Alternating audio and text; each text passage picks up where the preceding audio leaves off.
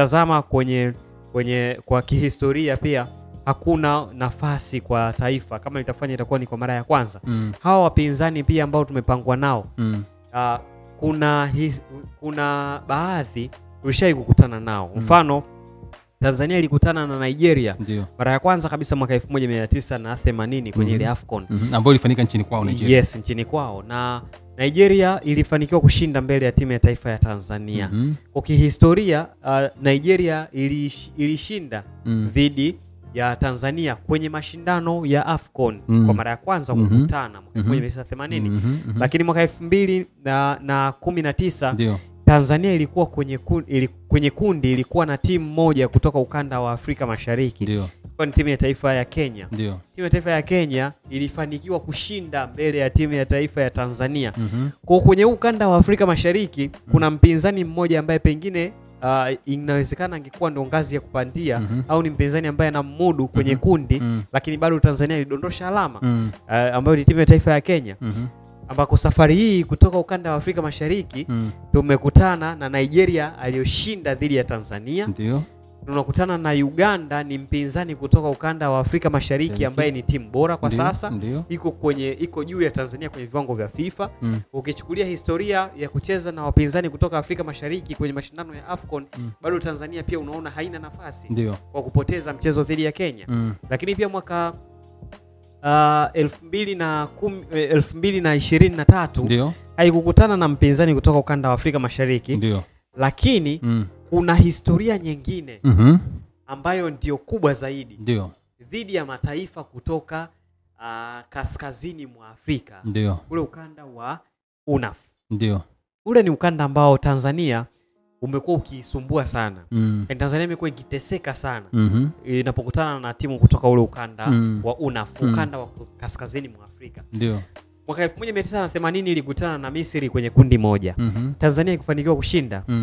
Mwaka 2019 ilikutana na timu kutoka ukanda pia wa UNAF ambao ni taifa la Algeria. Tanzania haikufanikiwa kushinda wala kupata matokeo mazuri dhidi ya Algeria. Mwaka 2023 AFCON iliyofanyika 2024 nchini Ivory Coast, Tanzania ilikutana na Morocco. Ndio. Na pia haikufanikiwa kuondoka na matokeo ya ushindi. Ndio. Kwa Tanzania ina rekodi mbaya dhidi ya mataifa kutoka kaskazini mwa Afrika.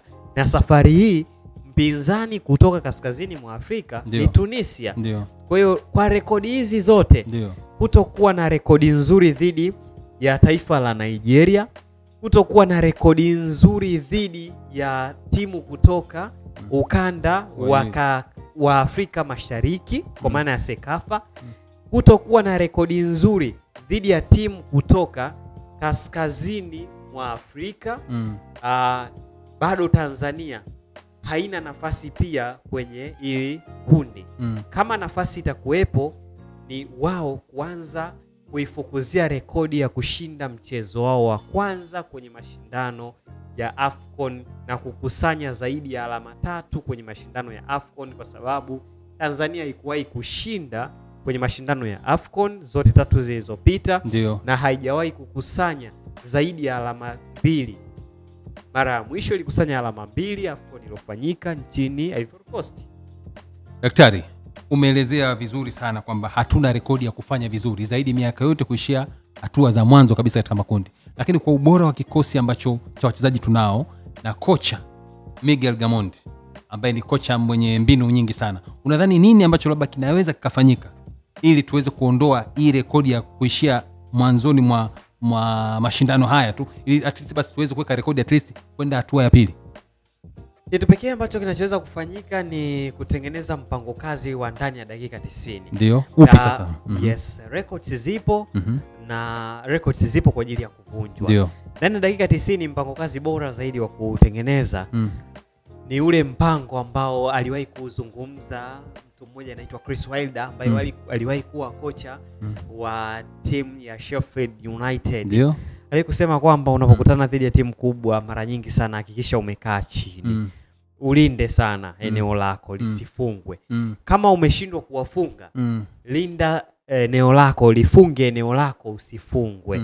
Hiyo ndio mpango kazi wa kwanza, na ndio mpango rahisi zaidi kwa timu ya taifa ya Tanzania. Kutokana na kuwa na safu bora ya ulinzi, kutokana na kuwa na magolikipa ambao wanaweza kuokoa michomo, lakini pia kuwa na viungo wengi kwenye eneo la katikati, hao wote kuwatengenezea mpango kazi wa kulinda eneo lao wasifungwe. Huo ni mpango wa kwanza. Lakini unapokuwa unamiliki mpira wewe, ni kuhakikisha unakuwa na ufanisi kwenye mashambulizi yako machache. Huu ni mpango wa kwanza. Mpango wa pili ni kuwa na wanaita kasi ya uchezaji pamoja na kutumia vizuri miili yako. Kwa maana ya athleticism pamoja na physicality. Kwamba muda wote wa mchezo wewe uhakikishe unakimbia sana uwanjani. Bila ya mpira unakimbia kurudi kuziba mianya. Ukiwa na mpira unakimbia kuhakikisha wapinzani wako hawakai vizuri kwenye umbo lao la kiuchezaji. Huu ndio mpango wa pili. Ukiwa unakimbia bila mpira, maana yake wapinzani wako wewe hawatapata mianya kwenye eneo lako. Muda wote utakuwa beki Shomari Kapombe umepoteza mpira kwenye eneo lako, au kwa upande wa kushoto Mohamed Hussein Shabalala amepoteza mpira kwenye eneo lake, mara nyingi sana unarudi kwa haraka kwenye eneo lako na kuhakikisha unakaba. Lakini pia ukiwa wewe na mpira unahakikisha unawakimbiza kwa kasi. Kwa hiyo hii ni mipango miwili ukiwa kama timu ya pili uwanjani, ambayo hii yote inabaki kwenye misingi ya kuwa na uhimilivu uwanjani na umakini mkubwa sana uwanjani. Hiyo ndio misingi ambayo imebebwa kwenye hii kasi.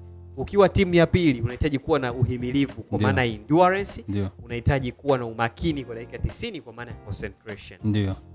Hii ni Kiswaga Media. Mimi ni Fred Kiswaga. Huyu ni daktari wa soka Khalid Mtumbuka. Tumejaribu kuangalia kwa kina jeshi letu ambalo linaenda kuwakilisha nchi katika mashindano ya AFCON 2025 kule nchini Morocco. Ukitaka kutufuatilia zaidi, tucheki katika akaunti zetu za YouTube @Kiswaga Media, vile vile akaunti yetu ya Instagram, Facebook na TikTok @Kiswaga Media TV. Mpaka wakati mwingine tena, bye bye.